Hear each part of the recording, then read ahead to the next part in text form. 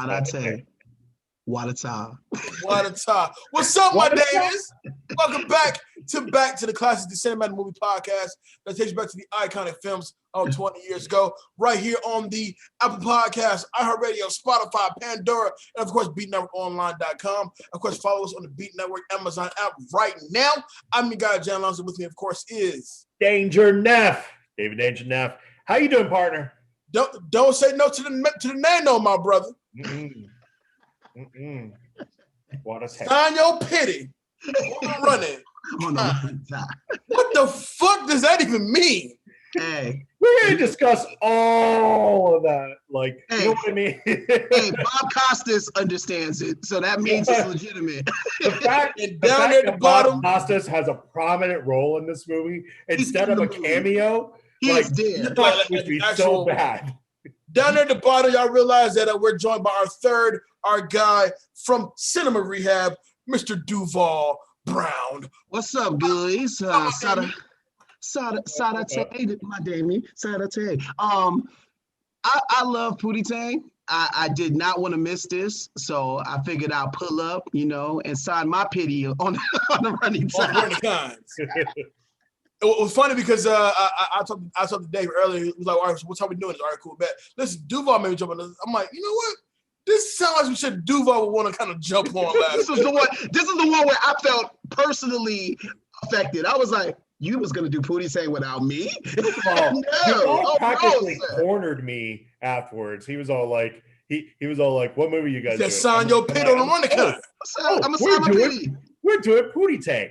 And then he threatened me, pulled out a switchblade. I said, okay, we're going to start recording at 9. I'll meet you in the room. We're going to do that. We're going to handle that. Give me my link. Please. By the way, big ups and congratulations to Duval for on his day job. No. You sure? Do it.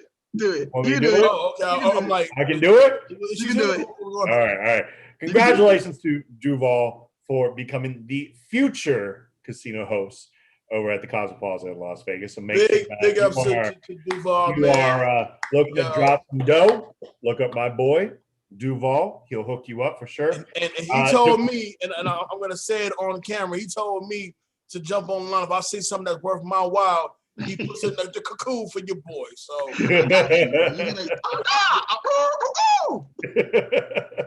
I'm over there. Say less. All that. Yo, I appreciate that. Thank you for the big ups. I'm looking forward to the next chapter and next journey, but that doesn't mean this Beat Network and this BTTC and all of the Cinema Rehab love is going to come to a stop. D Brown ain't going nowhere. Dewey Brown is always going to be in the building. Let's get to business, baby. We got to talk about some Pootie Tang. All right. Let's do some movie news. How are you, Danger Neff? How are you, Danger Neff? I am stellar. Thank you so much for asking me. What a time! What a time! Listen, if we were to go outside tomorrow, and straight Pootie Tang gibberish, will we get into like, what's wrong with these niggas? I mean, they may say that about me. I don't even think. I think now that like slang is where it's at now. Like, I think Pootie Tang talk is actually regular. Actually, I think they would look at me and they'd be like, the white man tried to take over once again. Cultural appropriations around here. If anything, we'll probably start a trend. I'll throw out cultural appropriation all day. Pootie Tang, you can have it, bro. I'm not worried about it. I'm gonna be honest with you. I am 1000% sure Pootie Tang's language is gibberish. It is. Absolutely is. It's literally Fat Albert. What was that? What's his name? Mushmouth? It's Mushmouth. Yeah. We're at Mushmouth level now. Yeah, that shit. All right, let's get into some movie news so we can move forward with the review. There was a little bit of sad news. Well, it is sad news. The director of The Goonies, Superman. He was so prominent in the 1980s. And now he's dead. But no, seriously. Shout out to Richard Donner for bringing us the first real experience of a superhero movie in Superman 1, 2, and 3. Did he also do 4? I can't remember. No, he didn't do 3. 1, 2, and 3. I know No, he he didn't do 3. Yeah, No, he did. 1 and 2. I'm sorry. Richard Lester. Richard Lester took that one over. Yeah. 1 and 2, and he got kicked off 2. Oh yeah, you're right. But he did film 2. He also was the director of Lethal Weapon 1, 2, 3, and 4. Director of Scrooge, director of Maverick, Goonies, Conspiracy Theory, 16 Blocks, director of Conspiracy Theory, which the Mel Gibson joint. That's my jam. Weird. Man, shit, and then he produced on the way. Listen, Lady Hawk, my one, like Lady Hawk, was a jam too. And for me, it was a shock for sure because we had just heard about Richard Donner just taking on, well, really pushing Lethal Weapon 4 to the fact where he got both Mel and Dan to be like, listen, if Donner's not doing it, I'm not doing it. So he got Donner back, Mel's back, Danny's back. I believe they got Chris Rock back. They bring back the whole cast for. Well, it was Chris Rock's introduction. 5. Second. It was Chris Rock's introduction into 4 at least. Right. He introduced him. And even got Pesci back apparently, but. Yeah, this is a huge loss, man. I first became really familiar with the name Richard Donner from the Lethal Weapon movies, and then I kind of along the way I realized that he did Superman and yada yada yada. But then the fact that he touched the Goonies, he touched Maverick and Conspiracy Theory, and him and Gibson have a great relationship. Clearly. Yeah, and a movie that I feel is underrated. I won't say criminally underrated, but underrated nonetheless.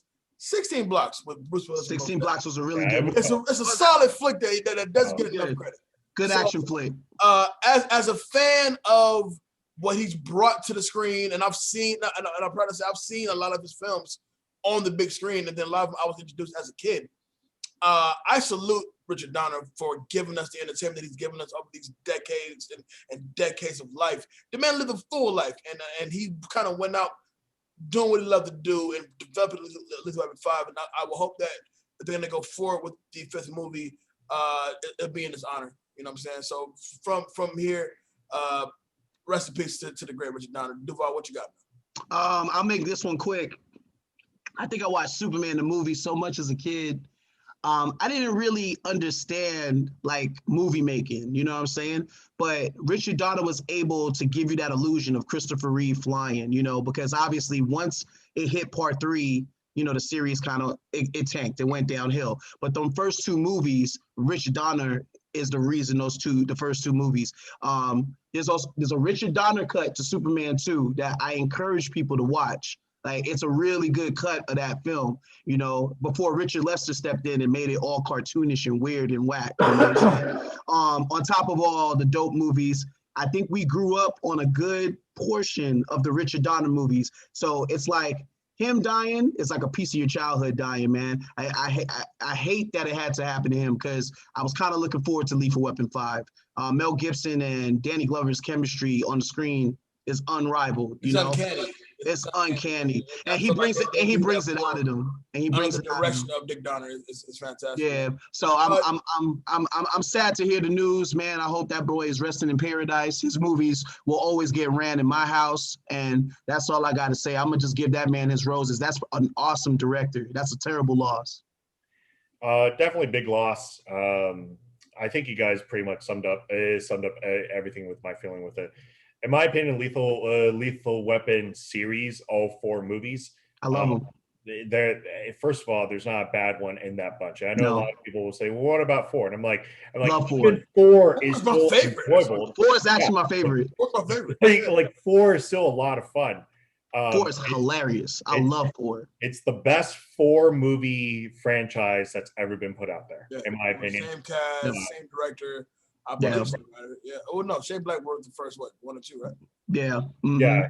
He wrote. Yeah, exactly. So, and Shane Black, and Shane Black obviously was tied to a lot of that. But you guys are absolutely right. Give you roses. His work with Superman is incredibly impressive. When you have to consider that you have to start believing that a man looks like he could fly. You know, and still working it is still making it work, you know, with Christopher Reeve and, you know, and all his talent that he had going into it. I mean, it's why every single time the question comes up, who's going to be the new Superman or who's your favorite Superman, Reeve is usually number 1 on that list, right? Henry Cavill obviously has done a fantastic job, but usually Reeve is on that list, and really that was kind of brought because of the direction from Christopher Reeve gave it a gravitas. Shout out to Christopher Reeve, the late Christopher Reeve. He gave it a gravitas to where he had that good balance to be Clark Kent and be Superman at the same time. And Richard Donner was instrumental in picking Christopher Reeve as well. Like that, I'm telling you, he got Genie in a bottle. Gene Hackman. Listen, that first Superman ain't playing. That first joint was the jam. He definitely knew what he was doing, and so rest in peace, rest in power. And what kind of world we're in where Richard Donner dies, and Bill Cosby's out of jail? Where the hell are we in life? Hold on, I have a meme for this. Because if you put up the records between Mayweather and Bill Cosby's got Mayweather beat, because now he can turn that L into a no contest. He's knocked out 63 people. But one of the funniest memes I saw was it was a parent video of Cosby as out doing the pudding dance around the crib. I'm just like, oh, you're fucking bold, but okay. I'll bite. It's cool. He's just like, doing the whole shit. Look, Bill Cosby is out because they're obviously lying. He was innocent, okay? That's why he's out. Yeah. No comment. Yeah, no. You know what? All 60 of them are lying. That's Duval, future casino host of the Cosmopolitan Las Vegas. So just please keep that in mind. No comment. All right. So today's movie, I'm actually quite happy that, and this was like a super last minute. Me and David just press cut on last week's episode. It was an novel. Like, you know what? Let's do this one. Like, you're right. What was it? First it was Final Fantasy Spirits Within. I'm gonna fucking watch that. So, Pootie Tang, I'm down for it for sure. Wait, we're doing Pootie Tang to stop Final Fantasy from happening? Hold on. The original idea was this week was always going to be kind of a weird week. We considered doing a super throwback. We considered doing AI, artificial intelligence, which is a weird sci-fi movie. Okay. I'm proud. And then we had destroyed those competitions. Okay, now hold on, Duval. Now we also had the idea of Final Fantasy Spirits Within. And here's the thing. I'm one of the biggest Final Fantasy fans that you could possibly think of. I would do my own podcast on Final Fantasy by itself. But Spirits Within is a boring mess. Nobody wants a review on Spirit. Exactly. A Pootie Tang review, the streets and the culture needs this one. The culture needs this. Because when you kind of think about the cult that it became, right? Essentially, okay, on a personal level, the name Pootie Tang, put it this way, I went to Mojave High School. Me and Dave went to Mojave High School. And there was a guy there, God bless him. We never knew his name. But by the time we laid eyes on him, throughout high school, that motherfucker was Pootie Tang. He was a dark-skinned brother, the long, pointy, wavy ass, like, bro, he was Pootie Tang. Am I lying, Dave? He never wore a shirt. And the beautiful thing was he fucking embraced it. Like we called him Pootie, he was like, yo, what up? I'm like, SADATAY, I think it's fucking Pootie Tang. Who wouldn't want to be Pootie Tang? Pootie Tang literally just kicks ass all day and get girls. and he literally embraced it. And it was so dope. But anyway, taking it back to 2001 with the now cult classic, Pootie Tang.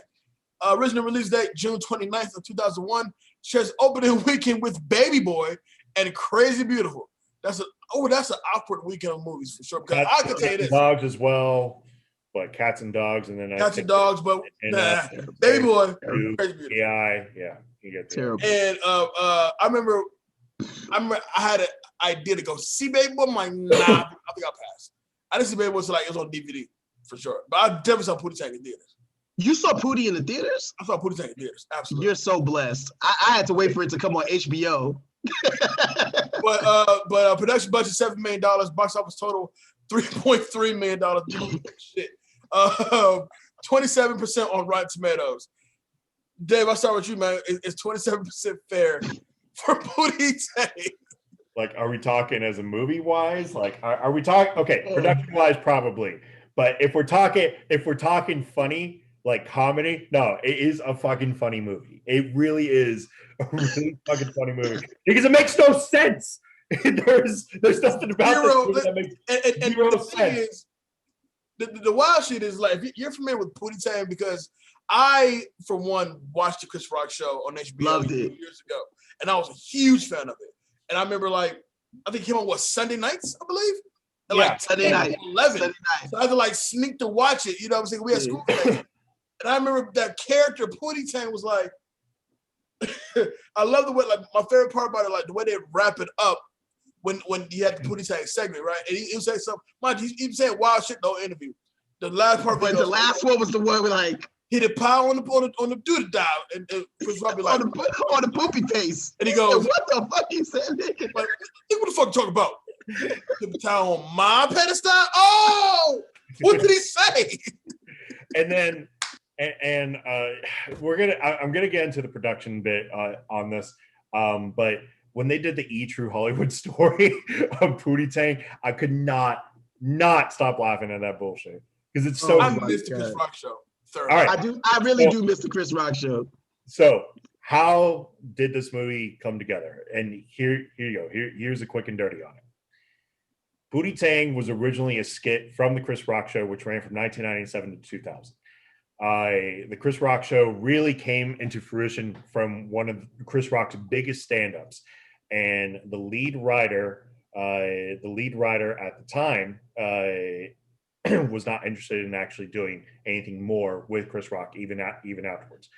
This also kind of coincided with who the director of Pootie Tang is, which for you white people who are watching this, Louis C.K. Yes, that Louis C.K. Louis C.K. is the writer and director. Watch me beat off Louis C.K. That Louis C.K. Yeah, that Louis C.K. So watch me Louis. No wait. Should we say Louis? Hold on. Louis. If you're gonna say, hold on. If you're gonna say Bill Cosby did nothing wrong, then Louis C.K. is completely. Louis C.K. is a terrible human being. Hey! If you're gonna say no, he is not okay with this. He's not on my show. Black balls. I'm joking. So while Louis was kind of this up and coming writer that kind of jumped around, he was initially part of the Dana Carvey show. Chris and him worked together a lot, and eventually, when the Chris Rock show began, Louis helped kind of create the idea of Pootie Tang.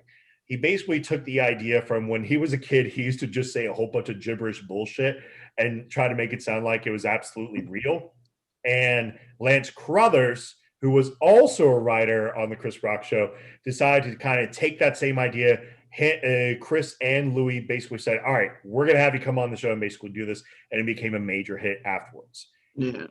The production afterwards with the movie, basically, it was kind of kicked around. Louis made a script for the movie, but it wasn't picked up until it was picked up by Paramount Classics. Now, Paramount Classics is the small film budget of Paramount, which basically means that they would be willing to fund something that is rated R. And the initial idea of this movie was supposed to be like super violent. It was supposed to be super violent and super hardcore and completely away from the vision of what this movie actually wound up being. And Louis actually got fired from directing this, and it was later edited by Ali Lafour. I'm thinking I'm getting that name wrong. Right, who would edit it and later help create Everybody Hates Chris. So there you go. That's kind of the quick and dirty of how exactly this came through. Quick and dirty. Mind you, the quick and dirty. Quick and dirty. Reg Caffey deserves all his roses. Where's my roses? That's a quick and dirty. He goes, Reg, he committed. No, not so. And it comes out mad clean. Stupid. He goes out mad clean. Jay, kick this movie off, man. So I found out that the Pootie Tang speaks with a grammar called pidgin language. Okay, so and pigeon. Okay, hold on. It's kind of pigeon. Pigeon is from Hawaii. Pigeon is literally the native tongue of Hawaii. So if we go to Hawaii, they speak Pootie? Is that what y'all saying? They're speaking Pootie. Okay, kind of. Like I said, kind of. They have their own words and they kind of. Look, I dated a Hawaiian girl, and sometimes it would come out, and I just kind of had to like say, wait, yeah. You catch Pootie language from the Hawaiian? Sometimes, SADATAY, man. SADATAY. Wait, you witnessed actual Pootie? Don your pity on the running. God. Straight up. All right. Wait, before you start, did you watch this movie with the subtitles on? That's all I need to know. Absolutely. Absolutely. I had to. I said Capachow. I said, ooh, that's a good one. Chow, my Capachow. All right, continue, Jay. But okay, so the thing that makes this character special, especially in the movie, is the fact that he speaks this language that we as an audience have zero idea what the fuck he's saying, right? As opposed and they even mentioned it like in the opening. Yeah, as opposed to people around him that can understand everything. Like, but for some reason, the story still moves along just fine. It's like, all right, I know what this is cool. So you have these characters, right? So to kind of kick it off, you have this opening with Pootie Tang and Bob Costas talking about this movie. Right? And it's the longest trail he's ever seen in his life. I totally forgot that was an in joke. Like I started laughing. Go ahead. What longest clip of a movie I ever seen in my life. What makes the opening so funny is the fact that when he goes, so tell me, who's in this new movie? Well, there's Dirty D, there's Truckee, and Robert Vaughn. He was so serious, and Robert Vaughn. I was like, all right, right? And so as the movie opens, and this is whole like cliche as shit, Dirty D selling drugs or buying drugs from wherever the hell he's buying drugs from. And they get the kid, hey kid, come here for a second. Dumb kid. Try this. It's a kid, this is a kid. A stupid ass kid. Just dumb ass kid. and so by the time Pootie Tang shows up, and Duval, you could jump in after this. Oh man. Pootie Tang pulls up and he crashes through these boxes. But he's so slow in the way he hits the boxes and gets out the car. Right? But the way he pulls up, you know he burned through the motherfuckers, right? Oh man! He gets out to da-da-da, and he starts shooting. And he starts ducking bullets with his hair, and that's when I knew where we were at, what year we were at, when we getting bullet time and Matrix bullet time, and I was like, oh, stop it! But what made his bullet time so special is that the ponytail and the belt is deflecting the bullet. If you ain't understood what was going on at that point, that's when they set the tone for Pootie. Pootie got powers. At this point, like Fast 9, logic, story, plot, whatever. All right, I'm just in for this now. Whatever. I'm just here for the Pootie. I'm here for Pootie shit now. I'm here for Pootie shit now. I'm just here for the Pootie bullshit. And then you gotta give a shout out to the beautiful 702 with the intro song. Oh man, they came through. They came through for that. And it was a song. I said, this is an actual song. I'm like the bass line on the Pootie Tang theme is heavy. Wow. I said, y'all gotta where my girls at to come and hook this up. So you get Chris Rock as his character, several characters, as Pootie's daddy and one of his friends. And listen, to this day, I can't determine who's who as far as who's Truckee, who's JB, because JB Smooth's in the movie. He does play JB. I know Chris Rock plays JB. And then the other cat, the one that's always mimicking whatever Chris Rock says.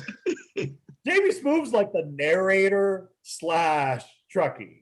What's crazy is he's narrated and Biggie Shorty is narrated. So it's like you got two narrators. And just the names are just insane to me, bro. Like, okay, do you think, this is just me, do you think Biggie Shorty is a play on Little Kim? Yes. Because Biggie's Shorty. Yeah. Absolutely. That is clearly I kept cracking up that every time they showed Wanda Sykes, she's just over there like dancing around, dancing and whatnot. And I'm like, is this still going on? Like, is she not stopping? And then, oh man, he had one purpose in that movie: to dance on the block and to tell Pootie, "I'm about to give you some ass." That is it. That is her role. Your turmoil, I'm giving you ass. When you are at your worst and you down and you, I'm gonna make sweet love to you. I also gotta give credit to. So this movie is just random. It's not even the word. You know what I mean? Because and I think they acknowledge the fact that this is just fucking ridiculous. Like, this is a dude that doesn't speak actual English. He's just talking, right? No. And like Chris Rock, the dad getting like mauled by a gorilla in this open ass like. Oh my god! Gorilla, and nobody stopped it. Warehouse. Hold on. In the background, and he ain't even stopping his mom. Hold on. Here's why that scene literally killed me, because they were like 2 weeks later, a serious assault happened to Pootie Tang's father, and he goes and he's like pushing like a little cart, and he goes and he literally stops and pushing, and when this man in a gorilla costume starts coming over, tackles him, he immediately says, "What the fuck?" Like, gorilla hits him with the hat. And then they dropped the shit like that was the third gorilla attack. The third gorilla attack. It don't happen a lot, but you know, every once in a hot minute you get mauled out on a job. I could not stop laughing at this scene of this like gorilla just picking up Chris Rock, slamming him on the ground, and nobody's saying shit about it. You know, just kind of. My man was in the back like, I'm just here to get my check. Third time this week. Third time this week. Jay, can we talk about Pootie's effect, young Pootie at that? Pootie's effect on the ladies. Oh God, I know when it's me just crying, laughing at Pootie and walking down the street, and you have these grown ass women. But by the way, you're almost like kind of promoting molestation when you think about it. These are but JB Smooth made it acceptable because he was like this. Oh, not ladies, grown ass women. Grown ass women. And so the one chick is like, throw Pootie shit out, like the typical shit out nigga moment, right? And is crying about it. Was like, please come home, Pootie. That is someone's child, this lady. Like, hold on. You know it's bad when you throw it out a big wheel. You throwing the big wheel out the window. Like, take your shit. Oh, the big wheel? The big wheel. Take your shit. You know it's real when you get your big wheel thrown out. Oh my God. All right, so we go through this montage of what made Pootie famous. We kind of don't know what made Pootie famous, but he's taking pictures with all these celebrities and nightclubs, and he's got these PSAs about don't do drugs and don't eat fast food, and fucking. We get to this point to where Pootie's recording this new song called. Hold on. The name of the song is. Right. And mind you got to commit Chris Rock and I can't wait for the reactions on the podcast for that, because people are going to be like, what the fuck is the name of the song? But they embrace the ridiculously of the whole thing. It's like, oh, a new song by Pootie Tang. And it's just dance song. Hey, the pops came in the room and said, "You turn that shit down." What are you hearing? Turn that shit down. Oh, bruh.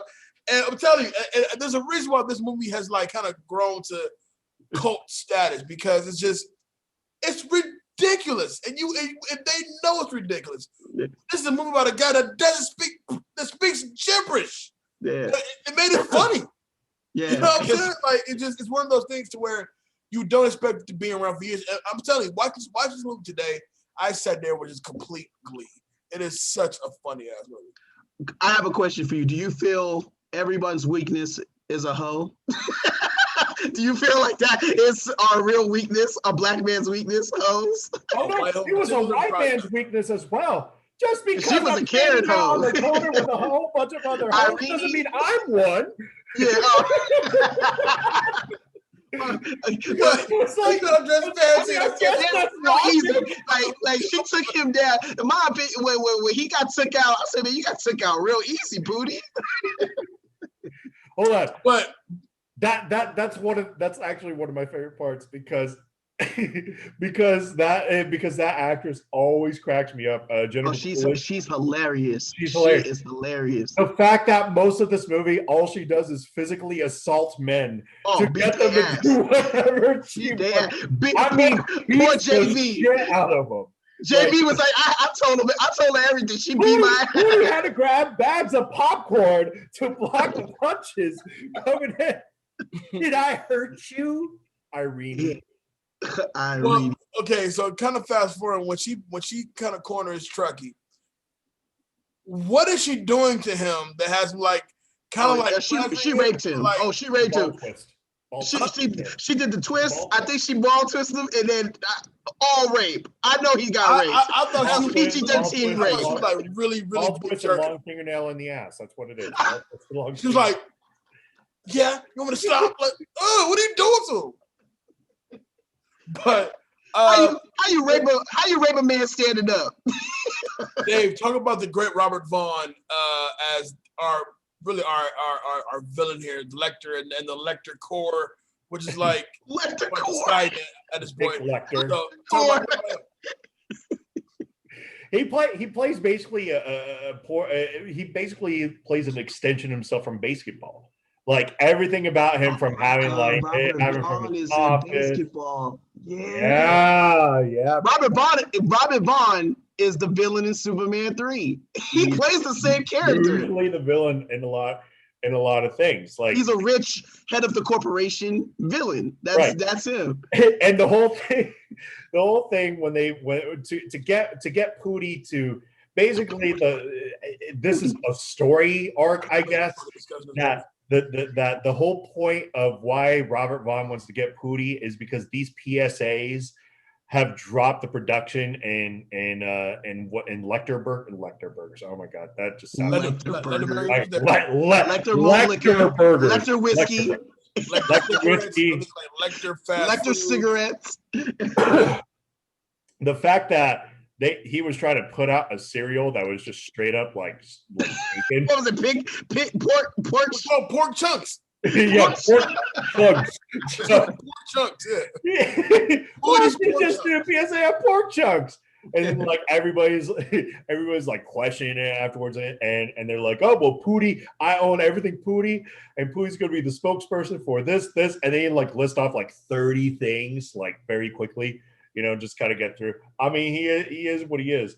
When Pootie resurrects that guy, though, like after JB Smoop, there was a line afterwards on that was like, you know what, that actually kind of makes sense. Like, all right, Pootie kind of gets like robbed outside this club, and this guy starts shooting at him, and Pootie blocks all his bullets with the belt, and it winds up hitting this guy with no bullet holes, but it winds up hitting this guy apparently 4 times, and Pootie just kind of like stands over his body and like pushes him once, and the guy's like perfectly fine, and he's like, oh, SADATAY. And then like the thing is, like, it was right after JB slide.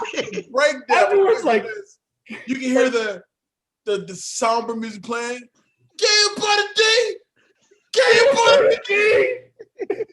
I'm like, what?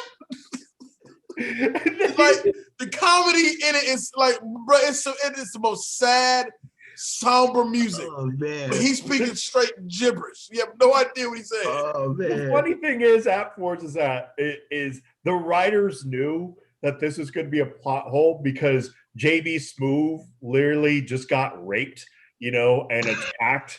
So why wasn't the whole plan that they're coming after Pootie was there? And Wanda Sykes just put it plainly, like she's like, maybe he just forgot because he just saw Pootie resurrect a man. I'm like, no, that's pretty fair. Like, I would probably forget But Also, I think the genius with the gibberish, the genius with the Pootie Tang gibberish is you still understand what he's saying, though. You do understand what he means. Like it does make sense in a way. Like when he was like basically screaming at the dead dude, he was probably telling him, "Come back to life." Like I didn't mean to kill you. Come back. Can we talk real quick about David Cross and blackface in this? I Offensive. want to get to that. I definitely get to that. Yeah. But at this point now, so Irene catches up with Pootie, puts some kind of a whole spell on him, gets the belt, signs his life for it, and then he breaks out to. He's down on his luck. He gets with the Biggie Shorty. Biggie Shorty. Little Kim. And she does what she said she's gonna do. She made sweet love to the man and tell him to go out there and find yourself. You come back, keep going, get some more of this thing. And so at that point, we get this weird fight between Dirty D and the crew, and it is the most weirdest shit ever. But Dave Cross blackface. Hold on. I kind of want to talk about how weird this fight is. Hold on. How weird this fight is. All right. First of all, the crew of Dirty D just like abandoned him halfway through this fight, like for no reason whatsoever.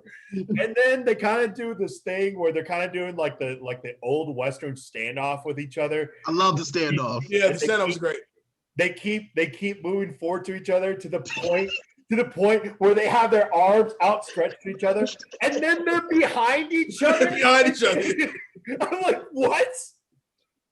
I'm like, you went through all of that, and like even afterwards, Dirty D was like, "What the hell?" And then what? Did you like Pootie? Did you like Pootie when he was down on his luck, when he was in the country, and the sheriff kept trying to get him to marry the daughter?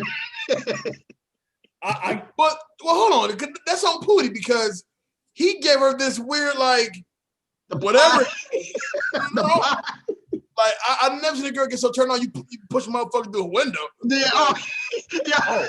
Oh, you mean rubbing pie? Rubbing pie on me. I mean, when I say rubbing pie, it isn't like a little bit. No, he's got his whole fucking. He grabs a whole chunk of the pie and smears it.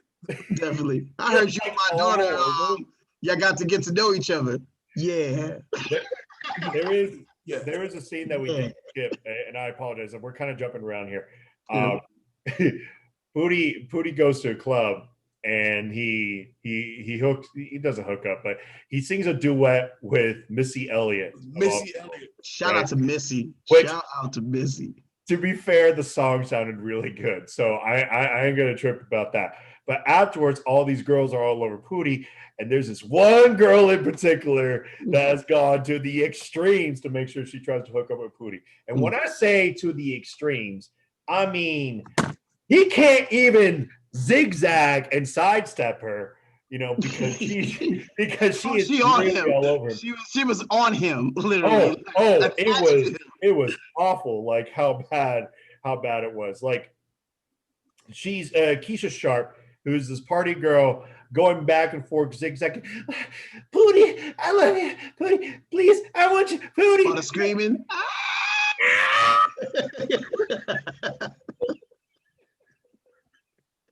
To the point where Pootie goes and he shushes her, right? And then skedaddles his way back behind his door. She's like, that shush was smooth though. That was a smooth shush. You got something right though. The way he does it is so smooth. It's smooth. Drags his finger down her lip. Right? Yeah, that was smooth. Goes, and once you get that outside shot, he goes, it slides real quick. And then, but not only that, afterwards she's all like, well, at least let me have something, right. And he cracks open the door and he puts out a little fucking milk bowl of milk, sitting out there for her to just enjoy. And then you get JB Smooth comes in. Now, why didn't Pootie hook up with the chick? She's fine as hell because she's crazy as hell as well. Look at her. Drink that milk, and she's on the ground on all fours, licking up the milk. And that's funny because Roger Ebert hates that part. apparently he thinks the movie is so like just against women. I'm like, I mean, I get on certain points, but the whole movie, no way. No way. Stop. So the bad guys basically find a way to use Pootie's likeness by having David Cross dress up in blackface to do this. And let's just say I have problems. SADATAY said so white. SADATAY. SADATAY. SADATAY. Now listen, everybody. Wadata. Pootie makes his way back, and luckily there isn't a fight between them. He just kind of like stares off at David Cross, and Cross. Oh, David Cross just runs away. Go ahead and run away. Then you get this. It's the army of Pooties. All the Pooties come out, but like all races of Pooties, like. Bruh, at one point when he's staring everybody down, there's a fat ass Pootie behind him. His stomach open. I mean, out and it's big too. Like it looks more like Elvis than Pootie. Oh, bruh, it's the funniest shit. And of course, Pootie goes, kicks the shit out of everybody. Kicks the shit. Well, he basically belts what's his face, Robert Vaughn, as much as possible as he can. And no, Pootie. No, Pootie. No. And then apparently him and Biggie Shorty decided to get married because that was a storyline. That was weird. And then it cuts back to the end of the clip as Pootie Tang is back in the seat with Bob Costas, basically discussing the movie. And Bob Costas is literally, that was like the longest clip I've ever seen. I wasn't really. Hour-long clip. This is an hour-long clip. And it just kind of wraps up from there with the idea. That's Pootie Tang in a nutshell. I love how we try to like make sense of Pootie Tang the best way we could. There's a combination. I was gonna say there's just a combination of funny scenes.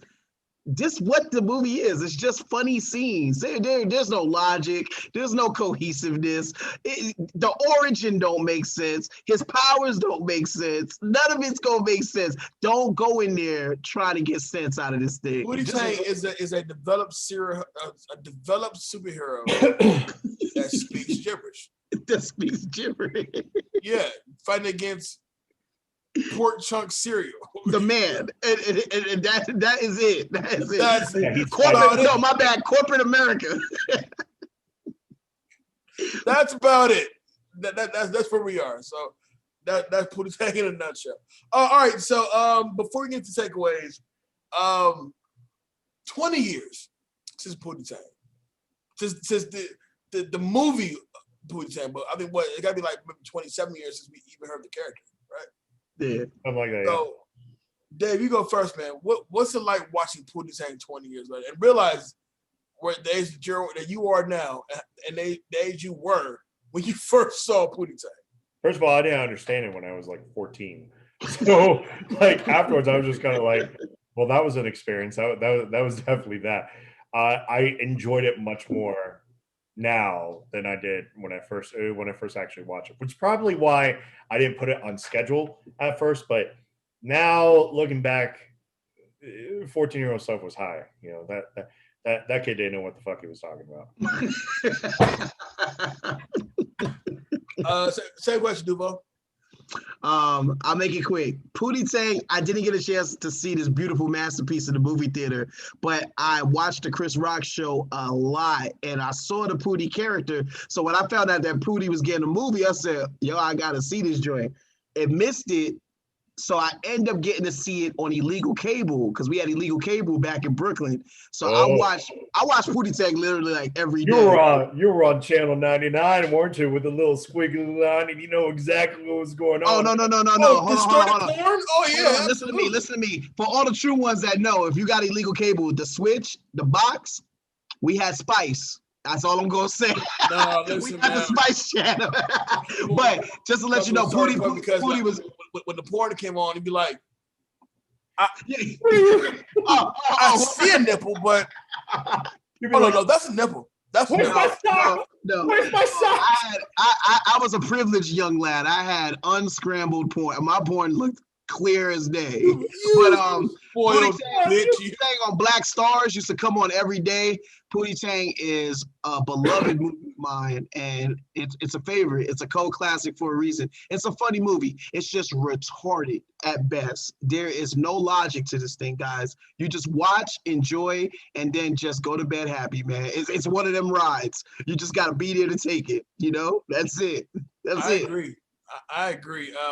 Rewatching it today, and the way it starts off, and mind you, it never, for a movie that's only an hour and 10 minutes long, it never lost me as far as like my attention. Like I'm really into this. Like the most nonsense making plot with the most, and the way it's written is like you wrote this. Yeah, this is a writing, right? And so, but I'm looking at like, as dumb as this fucking movie is, I'm not gonna lie to you. I'm gonna watch Pootie Tang again. Yeah. In the near future. I'm actually happy that it's on Netflix. Now it can just be on in the background now for me. There you go. Yeah. All right, takeaways. Duval, as the guest. Well, you're not even a guest anymore, bro. But you're here now. Yeah, I'm here. I'm here. I'm family. Takeaway. What you mean? Best scene or? No. Who's getting that guy award? That guy. Oh, come on, Lance Covers, man. Pootie is that guy. Pootie. SADATAY, the star of the movie. That chick award. Wanda Sykes is funny in this movie. Wanda Sykes is very funny. Biggie Shorty is funny, and her character is just hilarious. She is there for one goal and one goal only. Like, I'm just there to make love to Pootie Tang. That's it. and knock anybody out that try to call me a hoe for dancing on the corner with a hoe wig on. But dude was being mad. That's like, how about from me and him both, baby? Yeah. Oh, that dude was so weird. Like, what? Fuck that. Yeah. Come on. Yeah. That Fool Award. That Fool Award. Robert, I play the same villain, Vaughn. How dare you try to just let him sign a contract so you can take over the Pootie Tang license and name. First off, technically, in theory, they never really did solve that issue. All he did was beat his ass. Technically, he could still put fake Pooties out there. You still signed the contract. You still signed the contract. You still signed the Illuminati deal. That's all I'm going to say. You very much signed the contract. Yeah. Does it hold up? Yeah, does it hold up? Yeah, absolutely. Pootie Tang is fine. Pootie Tang is exactly what it needs to be. In fact, it's so low budget and so, like, I wouldn't even call it poorly made. It's so, what's that word I'm looking for? It knew what it wanted to do, so it can hold up for like the end of time. Like, it didn't need no budget to be funny. It didn't need it. Like, right. Cut that out. His adventure in the country took a little too long for me, in my opinion. Yeah, it took a little too long for him to. They're pretty quick, but yeah. Then again, the movie is pretty quick. But if I had to cut anything, the joke of him like marrying the chick, that one didn't hit too hard for me. That's all. But it was funny when JB pulled up though. It made that joke have its punchline. It's funny when JB pulls up and then leaves immediately. Yeah, immediately. So, he said, I can't do it. I can't do it. This ain't it. And last iconic scene. Iconic scene, man. Keisha Sharp drinking the milk. If there ain't a better scene than that, there ain't a better scene than that. Because it was subtle. You traveled to the elevator through the hallway. He did the dip out and then he slid the milk out. slid the milk out. Like, who wrote that? But all right. Y'all had to be high when y'all wrote that. Oh my God. Louis C.K. is definitely demented. He's demented. Denjin, who's getting that guy award? I'll give it to Pootie. He carries the movie. He carries the movie without even saying a word that you can understand. That's talent. That's talent. That chick award. I'm gonna give it to Irene. I'll tell you why. Because all she does is literally beat the shit out of everybody in this. Funny. She's a funny woman. And rapes him and whatever. I know that sounds super horrible, but that is literally what she does. And I don't even know if JB Smoove was technically a rape because he wanted it. It was consensual. Just not in the way that she was offering it. So I'm gonna give it to Irene. She was definitely memorable. She was, and the thing about Jennifer Coolidge is that she knows how to make her face just, ugh. But like the way she's built, like she got big huge tits, and she's built like she has a body on her, right? But Jennifer Coolidge is funny, dog. She's with that wild face, dude, and she does it in every movie. I promise you. She's very funny as hell. Not full of work.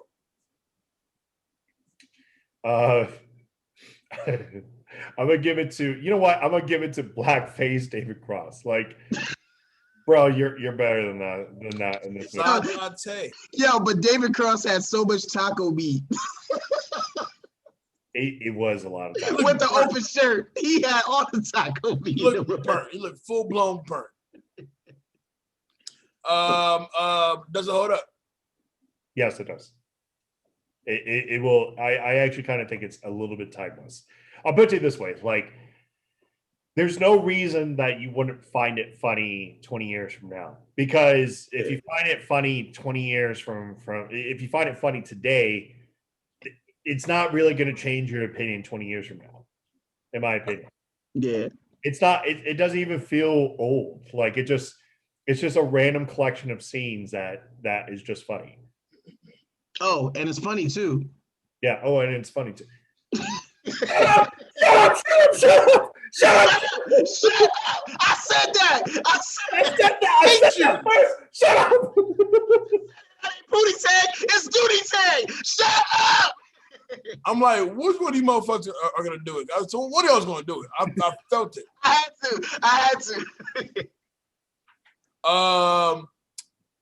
Damn. Cut that out.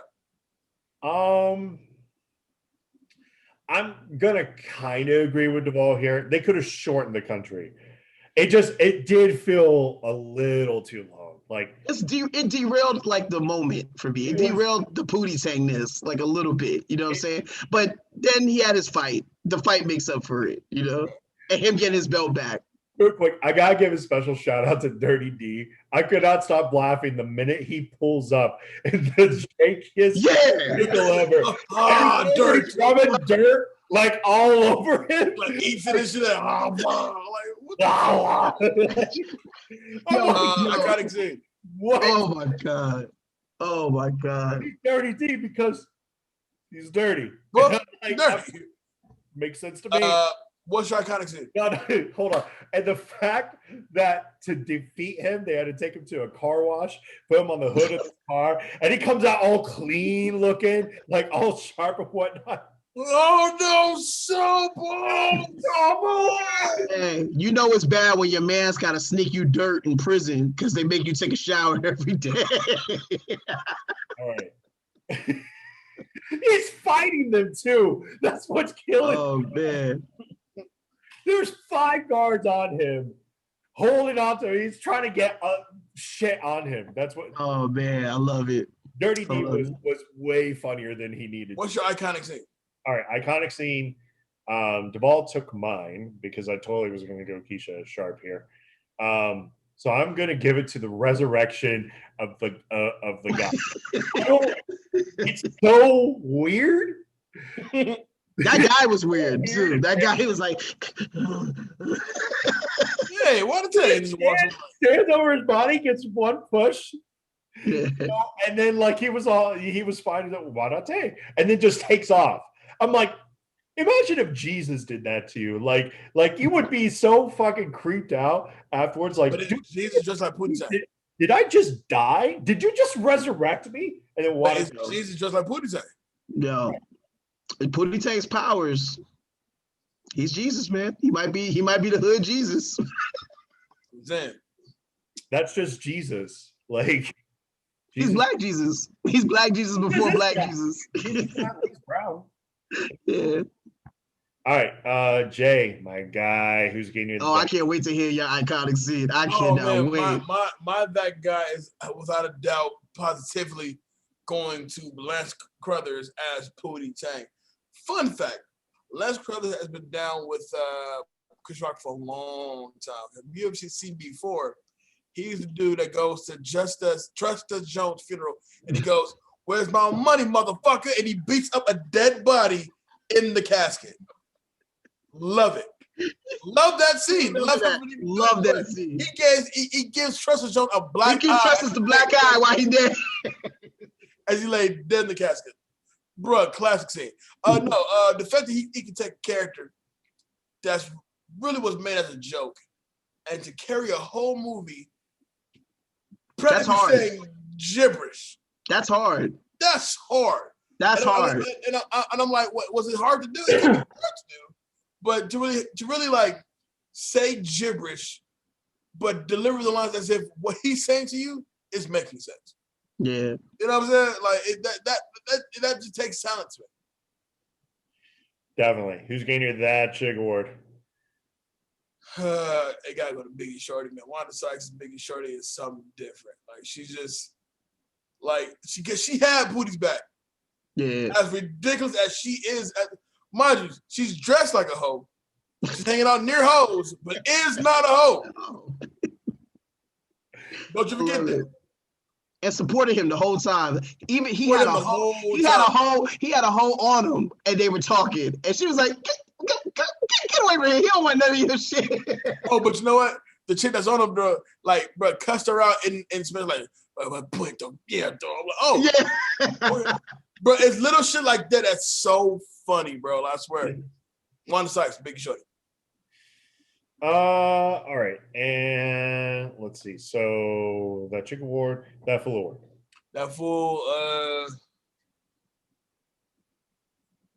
Oh man, I gotta go Froggy. Froggy's funny. Froggy's funny. Froggy's a funny character, but the fact is, your only claim to fame is giving this motherfucker free dirt. and it's like that's really all you do. It like you slapped the sheriff and you gave Dirty D dirt, and you were cool with being the henchman that gave the dirty villain dirt. With dirty money, by the way. With dirty money. Dirty ass money. The money had. I forgot about the dirty money. I could not stop laughing. Oh, wait. Did you forget about the dirty money or the clean drugs? The clean drugs. The clean drugs and dirty money.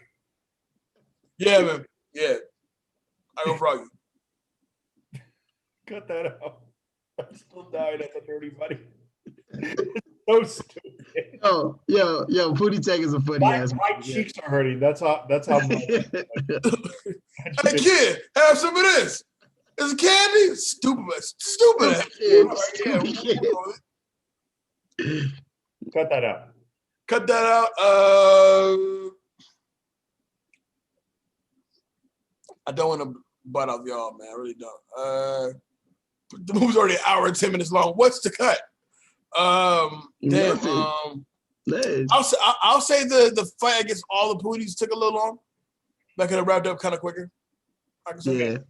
Because after a while, like the initial joke was already kind of done, and also I cut that out. We'll kind of add more to it, add that in. I don't know why I want to add that in, but Robert Vaughn is so typecast as a villain, especially in these comedies, right? I was watching Pootie Tang and I'm thinking like, there's a scene where Robert Vaughn opens his suit jacket and there's a bra underneath. I'm thinking like, oh, dude, that's basketball. Right. Yeah. I'm like, oh shit! I'm looking for the scene. Like, that's a whole other movie. That's how Robert Vaughn is the same dude. He's the same dude. Yeah. And all right, does it hold up? Oh hell yeah. Listen, before today, I can't even tell you the last time I watched Pootie Tang in full, but watching today like really made me miss watching this movie. Like this movie is. Once you accept the fact that it's stupid as shit, it is so entertaining. Yeah. There ain't no way to better. You said that perfectly. There's no way to better say that. And all the scripts they could have wrote for it, any type of vehicle they could have put Pootie in. And you said they wanted to go violent. I'm like, no. No. Pootie Tang is not the violent movie you want it to be. Pootie Tang is exactly what it is. Yeah. They didn't need to go too. They didn't need to go too violent and all X-rated. This was perfect the way it was. This was to be full blown silly, and that's exactly what it was. Just full blown silly. Yeah, and Chris Rock delivered. Chris Rock and Louis C.K. They delivered that silliness, in my opinion. Man. Yeah. And finally, iconic scene. Oh man.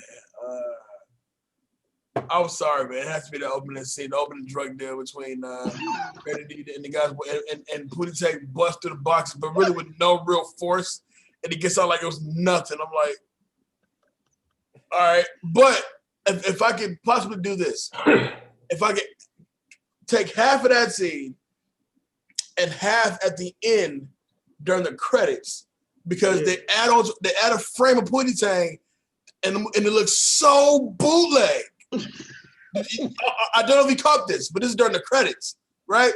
And as I think Dirty D is shooting at him, and he's doing the whole dodging, but you can just tell, that's a different camera. It looks so bootleg. But you cut to Dirty D, and he looked like, all right, this is a refined frame, but he looks so bootleg.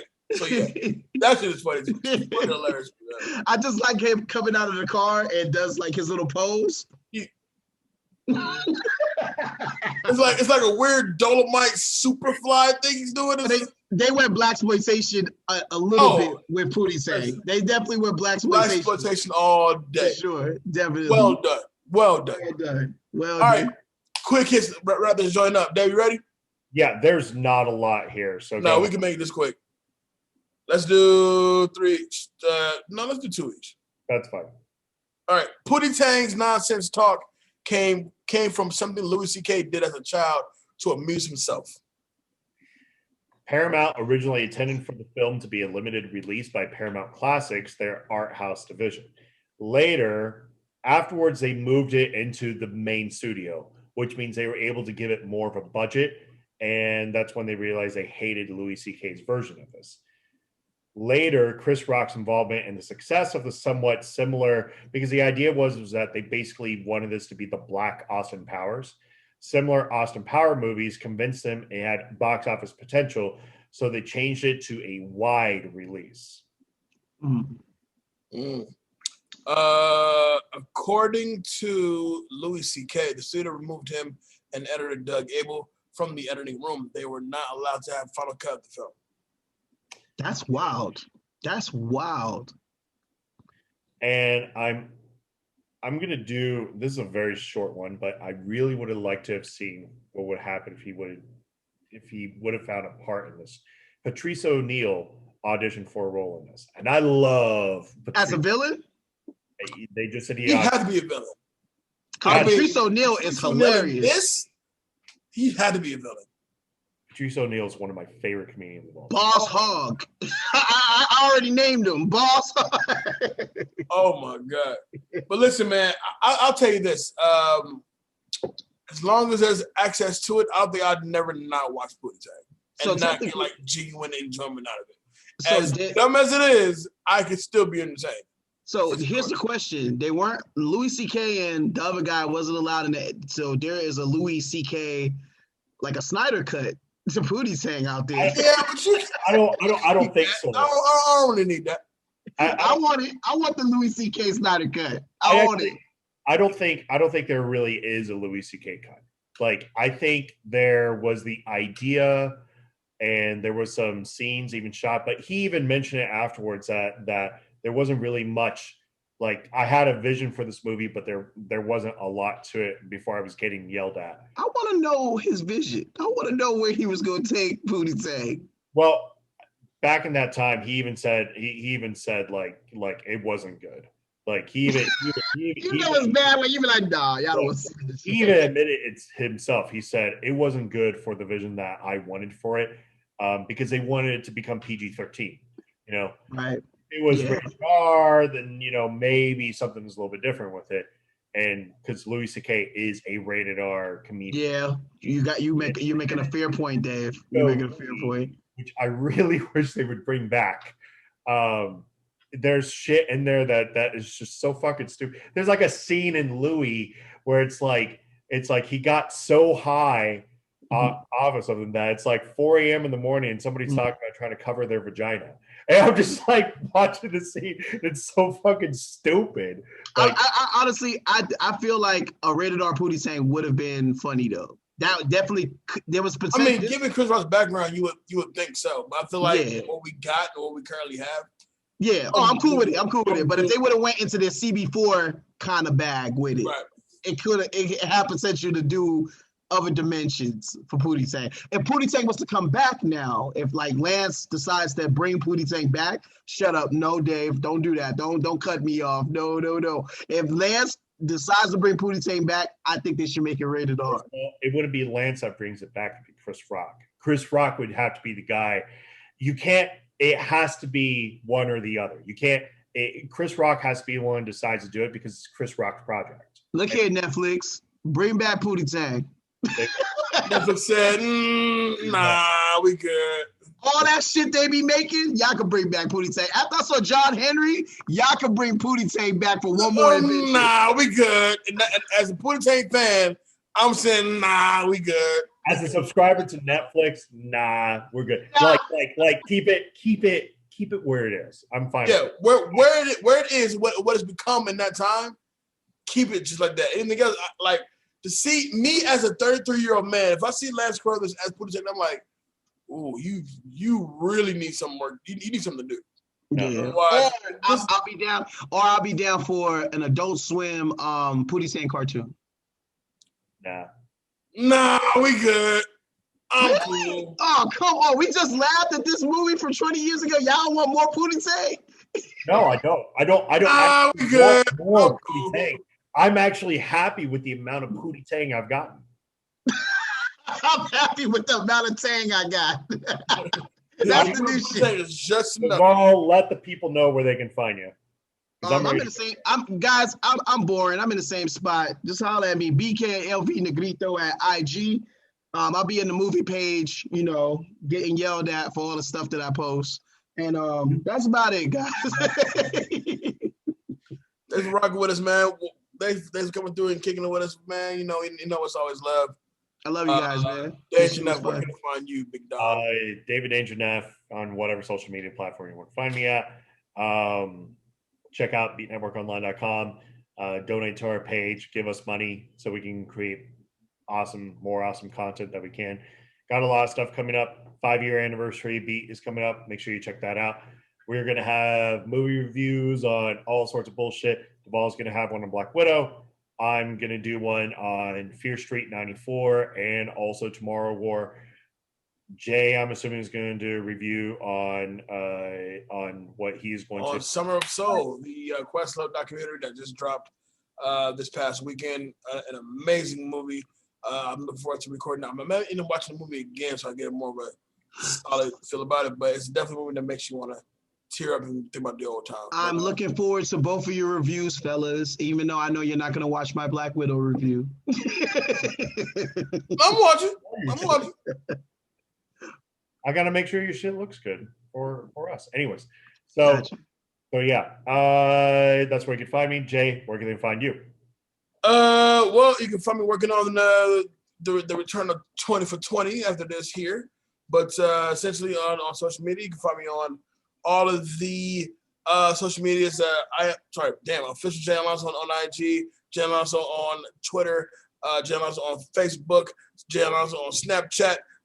Wherever the hell you can find me, I'm there off top. Don't forget to follow the Facebook group, Back to Classics, a movie talk group. Pretty much ran by the three of us, but most about Duval, because Duval posts all fucking day long. And also follow us on IG at BTTC Podcast. Jump in there, talk to us. We love to talk to the fans. And also, what better way to wrap this up by saying, SADATAY, my Damien. Walata. This is Back to Classics. We see y'all next week. Peace.